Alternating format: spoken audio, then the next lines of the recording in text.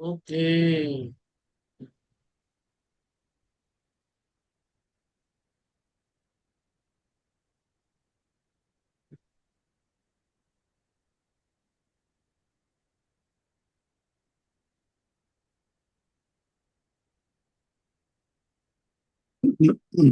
Pramod bhai, you can start.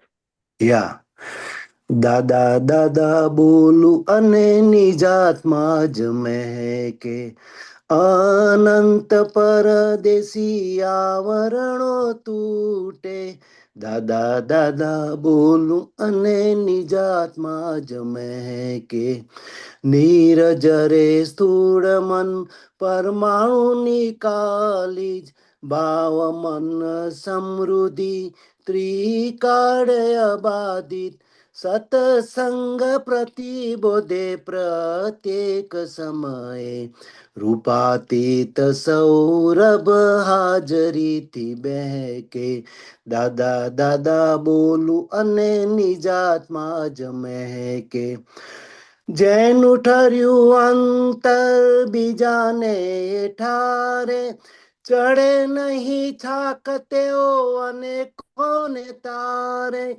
મોક્ષ સ્વરૂપ દાદા કુમારી જો સહેજે છેલ્લો જ્ઞાન અવતાર નાટકને સમજે.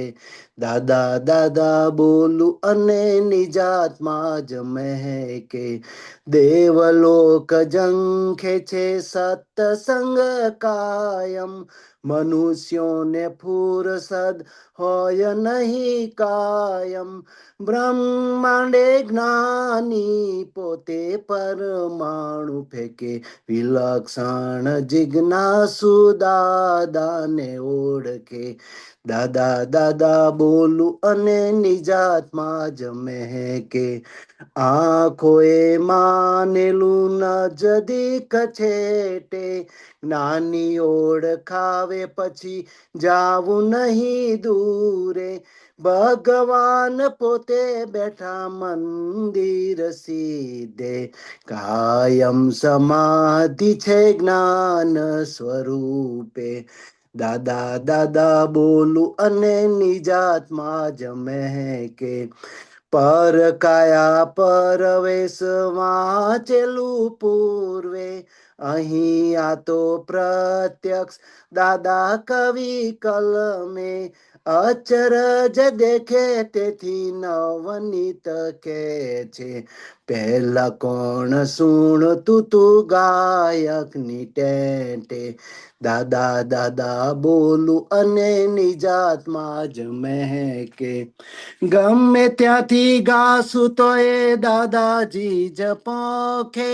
ગમે ત્યારે ગાશું તો એ દાદાજી પોખે. આપણા જ પદો એવા સમોલગે લેખે.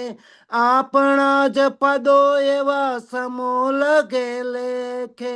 ગમે તેવું પદ ગાઓ ભાવના જ પહોંચે. ચિત્ત શુદ્ધકારી છે પ્રતિબોધ સન્મુખે. ચિત્ત શુદ્ધકારી છે પ્રતિબોધ સન્મુખે. દાદા દાદા બોલું અને નિજાતમાં જ મહેકે. દાદા દાદા બોલું અને નિજાતમાં જ મહેકે. જય સચ્ચિદાનંદ. જય સચ્ચિદાનંદ. જય સચ્ચિદાનંદ. બોલો પ્રમોદભાઈ. હા આ પેલું છે નિર્જરે સ્થૂળમન પરમાણુ નિકાલી જ ભાવ અમન સમૃદ્ધિ ત્રિકાળ અબાધિત.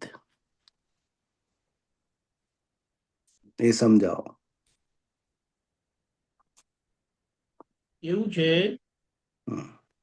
પહેલી વાત આખી શરૂઆત કેવી રીતે થઈ દાદા મળ્યા જ્ઞાન મળ્યું એટલે દાદા આપણને ઓળખાયા દેહે કરીને નહીં પણ જ્ઞાને કરીને ઓળખાયા. બરાબર. જેના કારણે જ્ઞાન સ્વરૂપ આપણું અંદરનું શુદ્ધાત્માનું સ્વરૂપ જે કયું? ખરેખર છે વિજ્ઞાન સ્વરૂપ, હા પણ એ જ્ઞાન સ્વરૂપે છે. હમ જ્ઞાન જ્ઞાન અને જ્ઞાન છે ત્યારે નામધારી એટલે કે મન વચન કાયા એ હમ ક્રિયા વાળું છે. બરાબર. અને સૌથી મોટી અસર જે છે કે મનથી જુદા થયા આપણે. હમ મનથી જુદા થઈ શકે નહીં. હમ. અને મનના માટે કીધું છે કે સંસારમાં ભટકવાનું કારણ પણ મન છે હા અને સંસારથી છૂટવાનું કારણ પણ મન જ છે. હમ એટલે અહીંયા હવે આપણે જોઈએ અનંત પ્રદેશે આવરણો તૂટે. હમ આપણે દાદા દાદા બોલીએ છીએ એટલે કે આપણે દાદાને સર્વસ્વ અર્પણ કરી દીધું છે. અને એ જે સર્વસ્વ અર્પણ કર્યું એનો મતલબ શું છે? ક્રિયાનો ભાગ આપણે સમર્પણ કરી દીધો. મન વચન કાયા નામ નામની માયા ભાવ કર્મ દ્રવ્ય કર્મ નો કર્મ હમ એટલે કર્મની સમગ્ર જાતિ જે ક્રિયા વાળો ભાગ છે સ્થૂળતમથી સૂક્ષ્મતમ સુધીનો મનની ક્રિયા, વાણીની ક્રિયા, દેહની ક્રિયા, બુદ્ધિની ક્રિયા, ચિત્તની ક્રિયા અને અહંકારની ક્રિયા, હમ એ ક્રિયા માત્ર સમર્પણ કરી દીધું. હમ અને આપણે દાદા દાદા કરીએ છીએ અને આપણે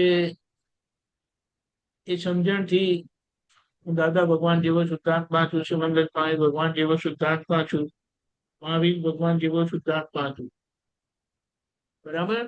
હા એટલે હવે અહીંયા આવે નિર્જરે સ્થૂળ મન. હમ હવે ભાવમનથી મુક્ત થયા બરાબર. એટલે માન્યતાનો ભાગ જે હું કરીને હતું હમ પ્રમોદભાઈ અને પ્રમોદભાઈનું મન, પ્રમોદભાઈના મન વચન કાયા સમર્પિત થઈ ગયા. બરાબર. એટલે હવે પ્રમોદભાઈ જોડે એકાકારપણું તમારું રહ્યું નહીં. નહીં. એટલે એ પ્રમોદભાઈ જોડે જે એકાકારપણું હતું, હમ ભાવ એટલે પોતાનું અસ્તિત્વ બરાબર. હું પ્રમોદભાઈ કરીને હતું હમ કે દાદાની કૃપાથી હું શુદ્ધાત્મા થયું. હમ એટલે ભાવ મન રહ્યું નહીં. બરાબર. અને ભાવ મન રહ્યું નહીં એના માટે એમ કીધું ભાવ મન રહ્યું નહીં એટલે તમે કર્મોથી મુક્ત થયા બરાબર. અને ભાવ કર્મથી મુક્ત થયા. બરાબર. માટે નવા કર્મો હવે બંધાતા નથી. હમ એટલે હવે જે સ્થૂળ મન એટલે માન્યતા વાળો ભાગ જેમ જેમ સંજોગે ફૂટે, માન્યતાનો ભાગ ફૂટે, એ બધું નિકાલી કીધું. હમ નિકાલી કીધું એટલે કે ગ્રહણીય નહીં રહ્યું. બરાબર. એટલે મનમાં જે ભાવ અભાવ માન્યતાઓ બધી ફૂટે ત્યારે એ માન્યતા મારી નથી બરાબર. અને મારી લાગે છે. હમ મારી નથી કારણ કે આપણે સમર્પિત કરી દીધું છે, હમ સમર્પણ કરી દીધું છે. બરાબર. એટલે પ્રમોદભાઈનું મન વચન કાય તમારું રહ્યું નથી. નથી. આ ખ્યાલ આવે? યા હા. એટલે અહીંયા કે છે નિર્જરે જે મન ખાલી થાય છે સંજોગે માન્યતા અંદર બધી ફૂટે, આવું ના હોવું જોઈએ, આવું હોવું જોઈએ, આ મને ગમે, આ મને ના ગમે, આ મને ફાવે, આ મને ના ફાવે, એ બધાનો સમભાવે નિકાલ કરી નાખવાનો છે. બરાબર. એટલે કે એ તમારું નથી છતાં એ વીટાયેલું ત્યારે પોતાનું મનાયેલું જે અહંકારે કરીને પોતે હતા, તમે નહીં, અહંકારે કરીને જ્યારે આ ચાર્જ થયેલું, હમ કરેલું નહીં, યા ચાર્જ થયેલું ત્યારે હું કરીને હતું. કારણ કે બરાબર જે અહંકારે ચાર્જ કર્યો ને એ હમ અહંકાર ચાર્જ કરીને પોટલું વહેતું મૂકીને એ તો ગુજરી ગયા. હમ. સમજાયું? હા સમજાયું? હા હા સમજાયું કે નહીં? સમજાયું સમજાયું. હા, એટલે કારણ કે આના માટે દાદાએ બહુ સરસ કીધું છે, આપ્ત સૂત્ર છે કે જે ચાર્જ કરનારો અહંકાર અને ભોગવનારો અહંકાર બંને જુદા જ હોય. ગયા અવતારનો અહંકારે ચાર્જ કરેલું અને આજે જયારે એનો ડિસ્ચાર્જ આવે છે ત્યારે એ હમ હું જુદો, હમણાંનો હું જુદો એટલે હું પ્રમોદભાઈ, બરાબર અને આગળનો જે હું હતો તે હમ એમને આ પ્રમોદભાઈ નું પોટલું કર્મથી બાંધીને ગુજરી ગયા. બરાબર અહંકારનો જન્મ થાય ને અહંકારનું મરણ થાય. મરણ થાય. એટલે હવે એ અહંકાર રહ્યો નહીં, પણ એ જે અહંકારે કરીને કર્મ બંધાયેલું હમ તે આજે તમારા માથે પડ્યું આ પ્રમોદભાઈ. હમ પણ આજે તમને જ્ઞાન થઈ ગયું એટલે તમને ખબર પડી કે હવે હું તો શુદ્ધાત્મા છું હમ અને મારું સ્વરૂપ. બરાબર પણ આજે એ જે ત્યાં જન્મમાં જે હતા તે હું મગનભાઈ કોને હવે તે હા હું મગનભાઈ કરીને જે વીટેલું તે આજે મારું કરીને ખાલી થાય. બરાબર એટલે મને મને મને મને કરીને થાય. એટલે હમ તમારે સમજી જવાનું, પ્રમોદભાઈ કે મને ના ગમ્યું તો તમને ખબર પડી જવી જોઈએ સમજણથી કે હમ પ્રમોદભાઈને ના ગમ્યું.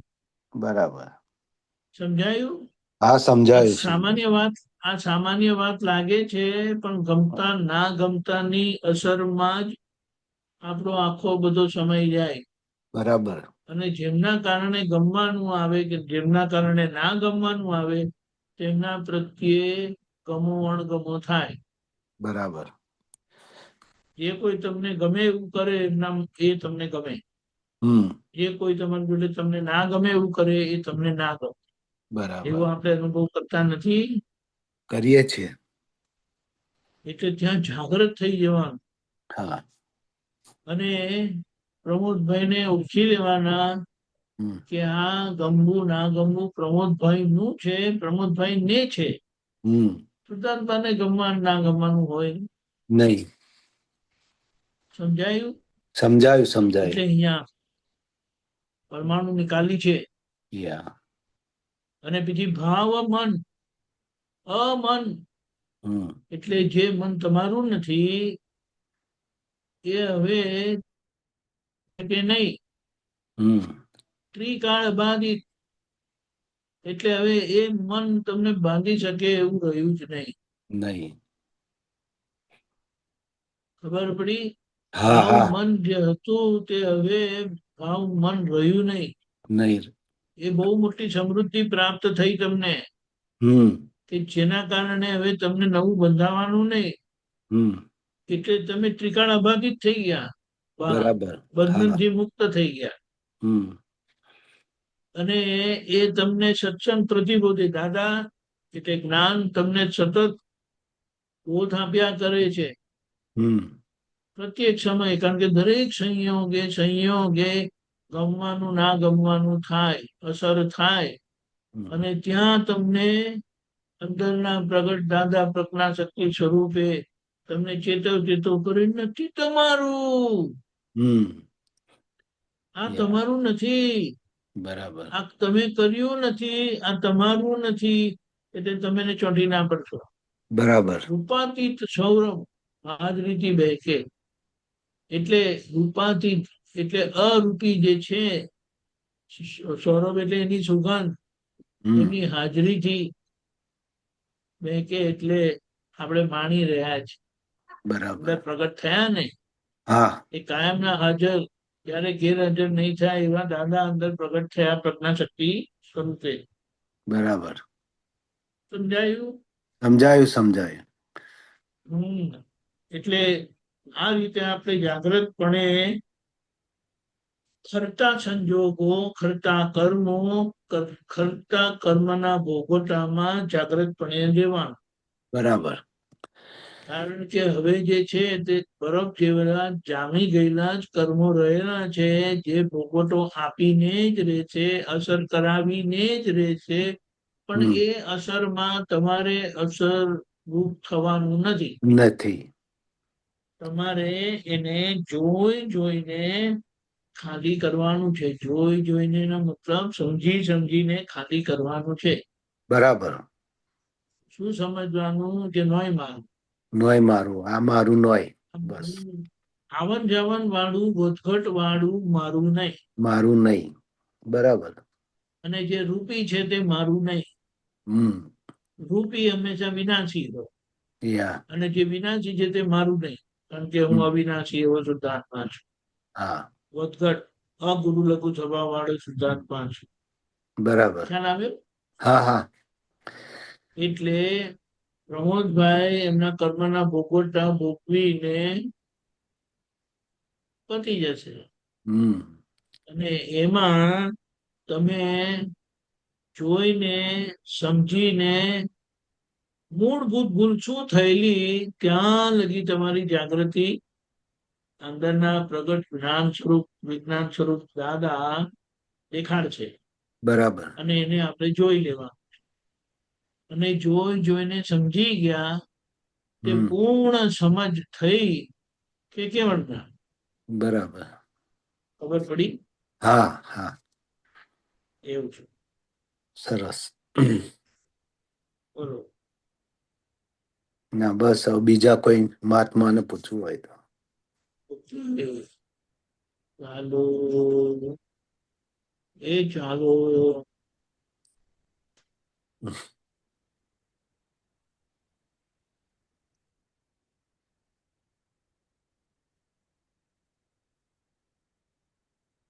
બોલો અમીબેન.